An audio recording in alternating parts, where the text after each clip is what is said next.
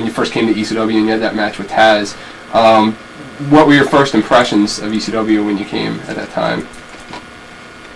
Just like the company I worked for, I guess. I didn't have nothing really comes to mind. I mean, there was no impression any different than any other one. I just was hoping that, because I knew that ECW was one that was getting exposure and the guys working for it were getting exposure.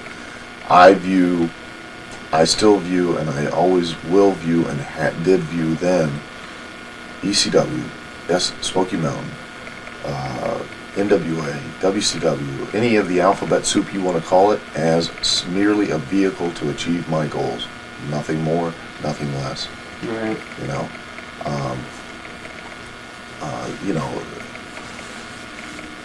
I enjoy working for certain promotions more than I do other ones, and ECW being, private right now, definitely without a doubt. But still, no doubt about it. I mean, the promoters view me as a tool to achieve whatever goals they have, and I view them as the same thing, as a vehicle to achieve whatever goals I have. All right. You after that match, you came to ECW for a few matches after that.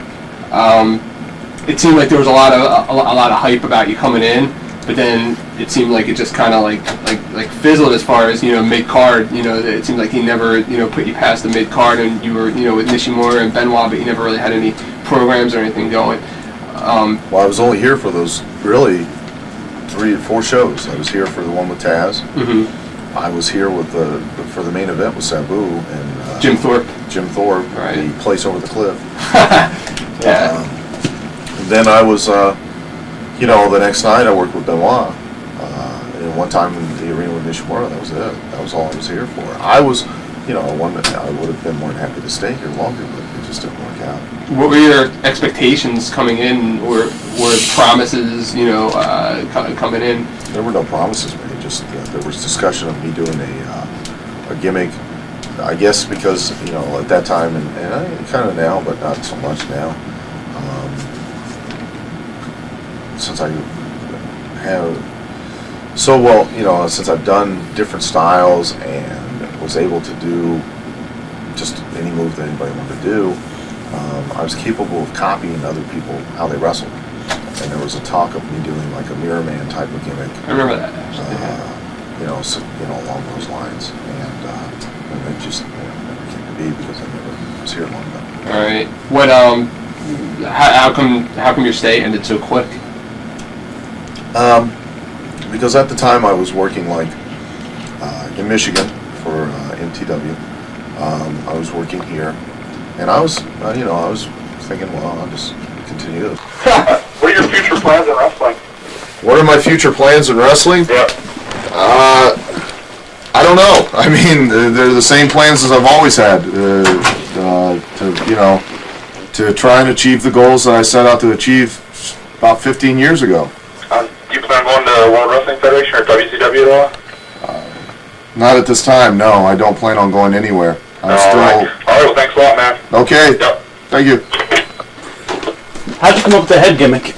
I guess that's the big question. The head gimmick, how'd that come about? I was doing the thing where the pressure and stuff was finally getting to me, which is a shoot, and the frustration and everything was really starting to push me over the edge. I started doing it on my own in WWF. Just started doing it. I figured, hey, what do I have to lose? And then Paulie saw that and had a different idea for a character, kind of like a natural born killer's character for me when I first came here.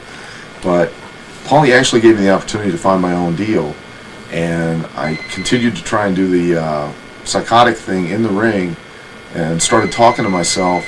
But people weren't quite catching on to it. So after the match with Sasuke in the arena, I came back.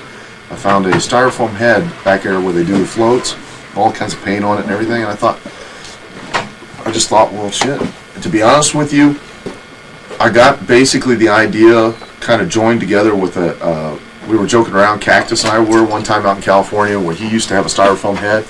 He put his Mankind mask on in his bag, and he was calling it Elaine, and was like it was his girlfriend or something, right?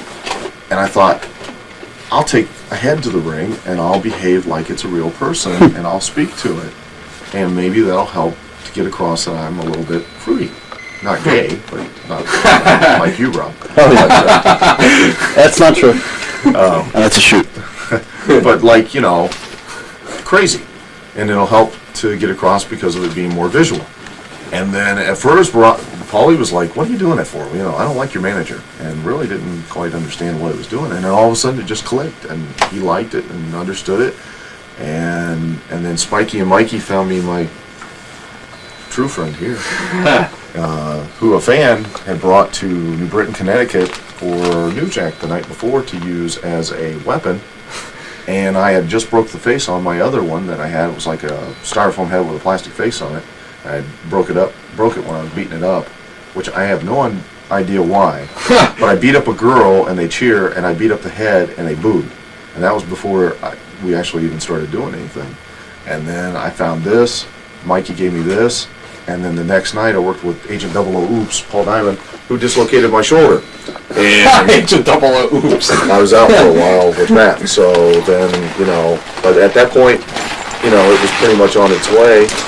And Paulie let, you know, with Chris Candido, who I owe a lot to, they set up the promo for me to do at the November to Remember on the pay-per-view, and it just kind of clicked and took off from there. How long are you under contract for Titan? I'm under this year is the last year. I have to give my 90-day notice in May. Are you going to give your notice? May 1st at 12 a.m. Gee, Who's actually paying you now, Titan or ECW? ECW as far as I know, but who knows? Alright. As far as I know, ECW is paying me right now.